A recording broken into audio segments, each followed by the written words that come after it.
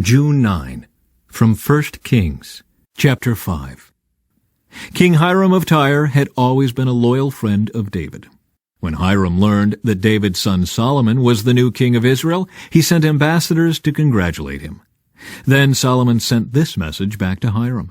"You know that my father David was not able to build a temple to honor the name of the Lord his God because of the many wars waged against him by surrounding nations. He could not build until the Lord gave him victory over all his enemies.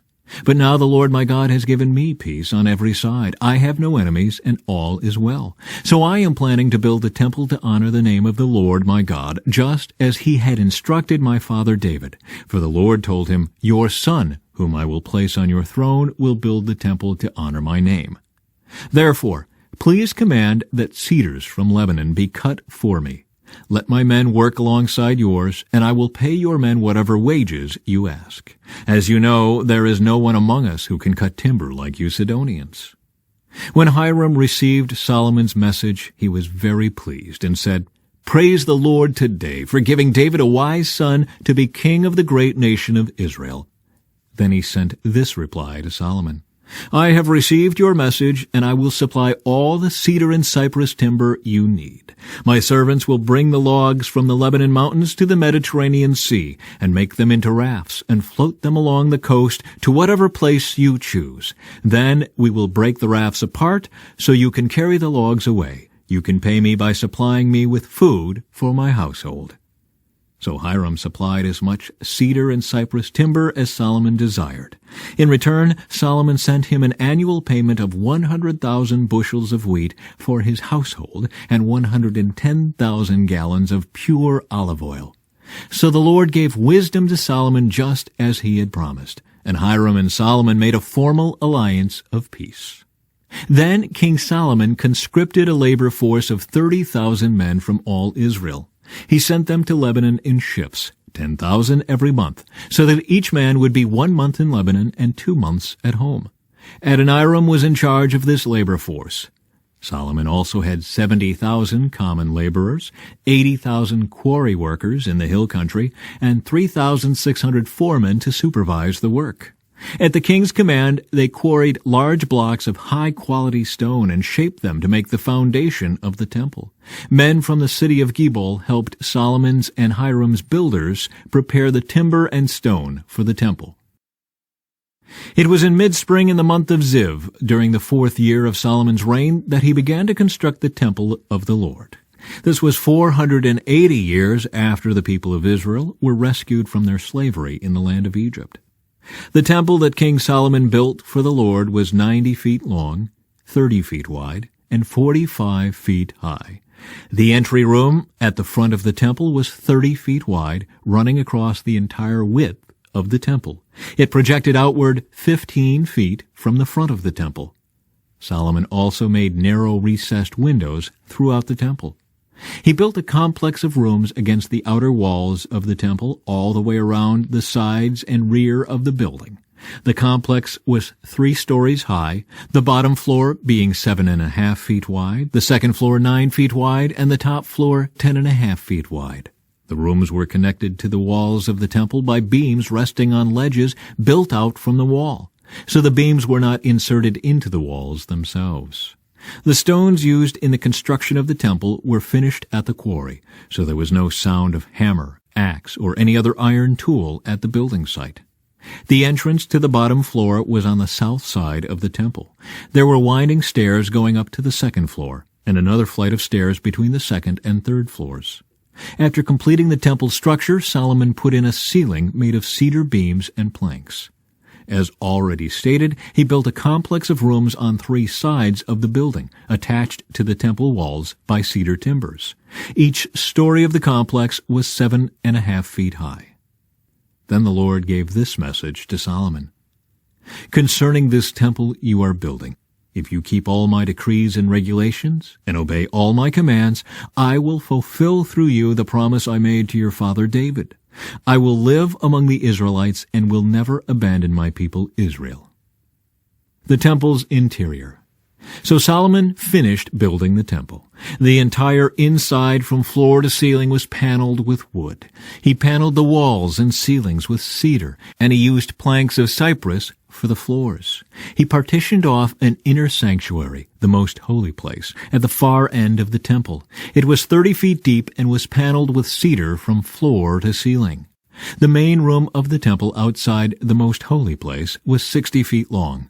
Cedar paneling completely covered the stone walls throughout the temple, and the paneling was decorated with carvings of gourds and open flowers.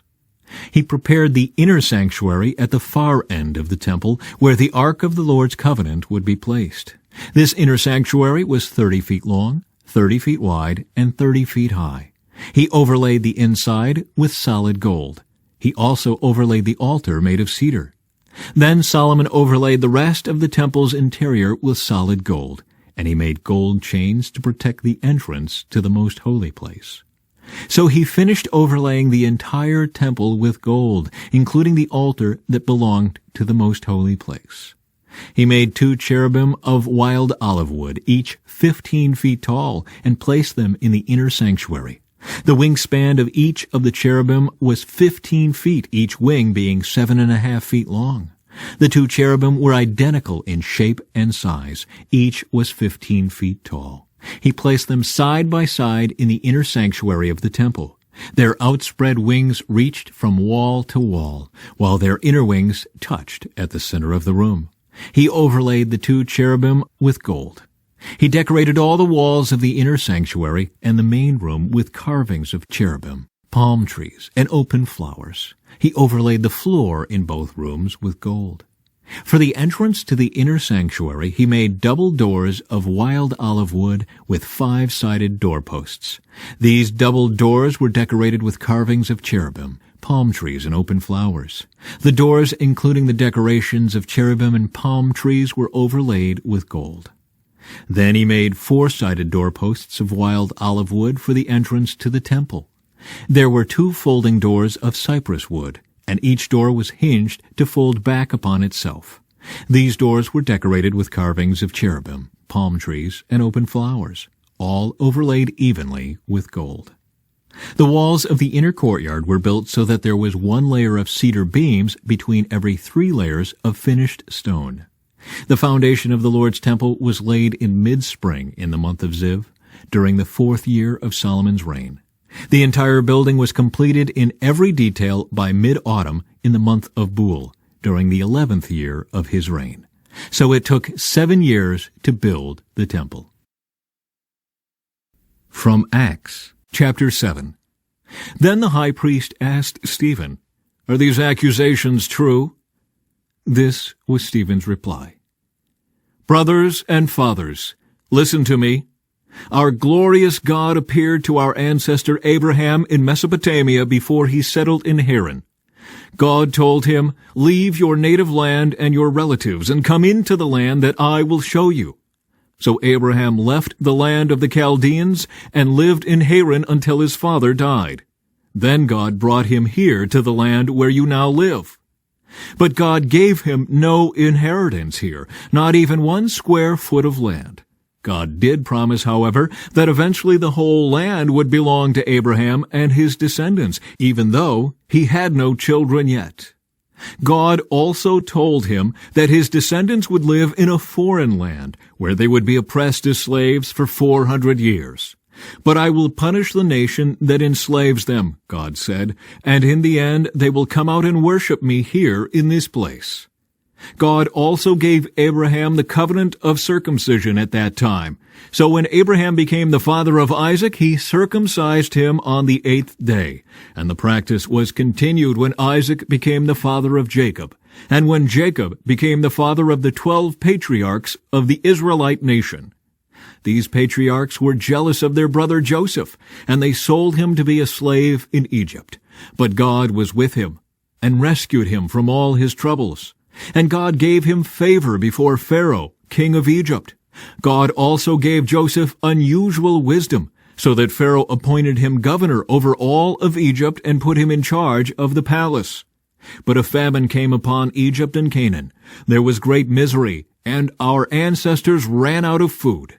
Jacob heard that there was still grain in Egypt, so he sent his sons, our ancestors, to buy some. The second time they went, Joseph revealed his identity to his brothers, and they were introduced to Pharaoh. Then Joseph sent for his father Jacob and all his relatives to come to Egypt, 75 persons in all. So Jacob went to Egypt. He died there, as did our ancestors. Their bodies were taken to Shechem and buried in the tomb Abraham had bought for a certain price from Hamor's sons in Shechem. As the time drew near when God would fulfill his promise to Abraham, the number of our people in Egypt greatly increased. But then a new king came to the throne of Egypt who knew nothing about Joseph. This king exploited our people and oppressed them, forcing parents to abandon their newborn babies so they would die. At that time Moses was born, a beautiful child in God's eyes. His parents cared for him at home for 3 months. When they had to abandon him, Pharaoh's daughter adopted him and raised him as her own son. Moses was taught all the wisdom of the Egyptians, and he was powerful in both speech and action. One day when Moses was 40 years old, he decided to visit his relatives, the people of Israel. He saw an Egyptian mistreating an Israelite. So Moses came to the man's defense and avenged him, killing the Egyptian. Moses assumed his fellow Israelites would realize that God had sent him to rescue them, but they didn't. The next day he visited them again and saw 2 men of Israel fighting. He tried to be a peacemaker. "Men," he said, "you are brothers. Why are you fighting each other?" But the man in the wrong pushed Moses aside. "Who made you a ruler and judge over us?" he asked. "Are you going to kill me as you killed that Egyptian yesterday?" When Moses heard that, he fled the country and lived as a foreigner in the land of Midian. There his 2 sons were born. Psalm 127. Unless the Lord builds a house, the work of the builders is wasted. Unless the Lord protects a city, guarding it with sentries will do no good. It is useless for you to work so hard from early morning until late at night, anxiously working for food to eat, for God gives rest to his loved ones. Children are a gift from the Lord. They are a reward from him. Children born to a young man are like arrows in a warrior's hands. How joyful is the man whose quiver is full of them. He will not be put to shame when he confronts his accusers at the city gates. From Proverbs. A troublemaker plants seeds of strife. Gossip separates the best of friends. Violent people mislead their companions, leading them down a harmful path. With narrowed eyes, people plot evil. With a smirk, they plan their mischief.